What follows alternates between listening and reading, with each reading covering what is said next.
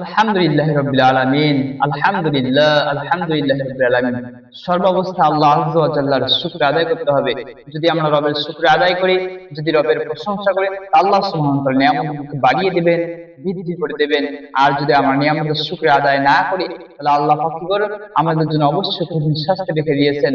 আল্লাহ সুবহানাহু ওয়া তাআলা বলেন 14 নম্বর সূরা ইব্রাহিমের 7 নম্বর আয়াতের মধ্যে আল্লাহ আযজা ওয়া জাল্লা বলতেছেন, ওয়া ইয তা'আযানা রাব্বুকুম লাইন শাকারতুম লাযীদান্নাকুম ওয়া লাইন কাফারতুম ইন্না আযাবি লাশাদীদ। আল্লাহ সুবহানাহু ওয়া তাআলা বলতেছেন, স্মরণ করো যখন তোমার প্রতিপালক ঘোষণা করেন, ওয়া ইয তা'আযানা রাব্বুকুম, তোমার প্রতিপালক কি ঘোষণা করে? লাইন শাকারতুম, যদি তোমরা কৃতজ্ঞতা প্রকাশ করো, লাযীদান্নাকুম, আমি অবশ্যই অবশ্যই আমার নিয়ামতগুলোকে বাড়িয়ে দেব, বৃদ্ধি করে দেব। সুবহানাল্লাহ। ওয়া লাইন কাফারতুম, পক্ষান্তরে যদি কি করো? কুফরি করো, ইন্না, অবশ্যই, আযাব লাশাদীদ, অবশ্যই আমার আযাব হলো অত্যন্ত কঠিন। এজন্য সুখে দুঃখে সর্ব অবস্থায় আল্লাহ সুবহানাহু ওয়া তাআলার প্রশংসা করতে হবে।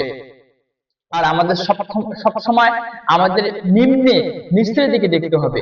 যদি আমরা আমাদের নিচের দিক দিকে দেখি, তাহলে আমরা রবের প্রশংসা করবো, শুকরিয়া আদায় করবো।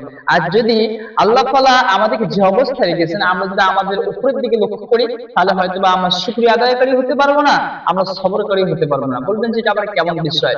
রাসূল সাল্লাল্লাহু আলাইহি ওয়াসাল্লাম এই জন্য বলছেন যে তুমি, আল্লাহ তাআলা তোমাকে যে অবস্থায় রেখেছেন, তার থেকে তুমি নিচের দিকে লক্ষ্য করো।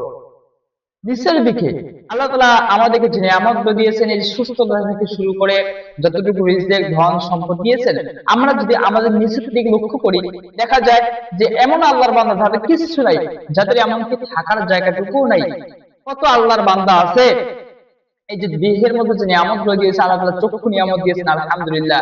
অনেকে আছে চক্ষু দেখে না, অনেকে কানে শোনে না, অনেকে কথা বলতে পারে না।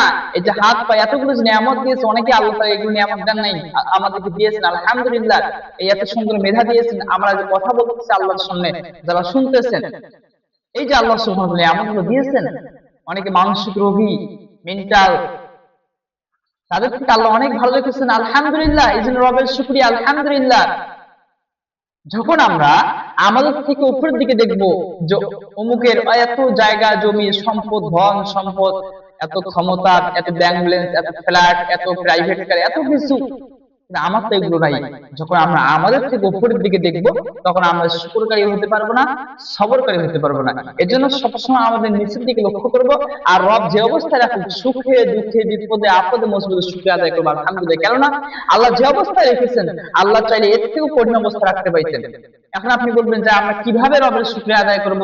আমার এত অসুস্থ, আমার এত রিস্ক নিয়ে আমি দুশ্চিন্তায়, আমি কোনো জব পাইতেছি না, আমার কোনো রিজিকের আমি কোনো পাইতেছি না, বা আমার অসুস্থ, আমার পরিবার নিয়ে অনেক বিপদের মধ্যে, কঠিন অবস্থার মধ্যে আছি। আপনাকে আল্লাহ যে অবস্থা রেখেছেন, আল্লাহ চাইলে এর থেকে আরো কঠিন অবস্থা আপনাকে রাখতে পাইতেন। আপনাকে যে অবস্থা রেখেছেন, এর জন্য আপনি কি করবেন? শুকরিয়া আদায় করেন আপনার জায়গায়, আলহামদুলিল্লাহ। যতটুকু অসুস্থ, আল্লাহ চাইলে এর থেকে আরো কঠিন অসুস্থ দিতে পাইতেন। পরিবার যে সমস্যা, আল্লাহ চাইলে এর থেকে আরো কঠিন দিতে পাইতেন। আপনার রিজিক নিয়ে চিন্তার মধ্যে আছেন, পেরেশানির মধ্যে আছেন, আল্লাহ চাইলে এর থেকে আরো কঠিন থেকে কঠিনতম পরীক্ষা করতে পাইতেন। যে অবস্থা রেখেছেন, আমরা সর্ব অবস্থায় রবের শুকরিয়া আদায় করবো, আলহামদুলিল্লাহ। যদি আদায় না করি, আল্লাহ আযাব করেন। আল্লাহ তাআলা আমাদেরকে সর্ব অবস্থা আপনার শুকরিয়া আদায় করতে তৌফিক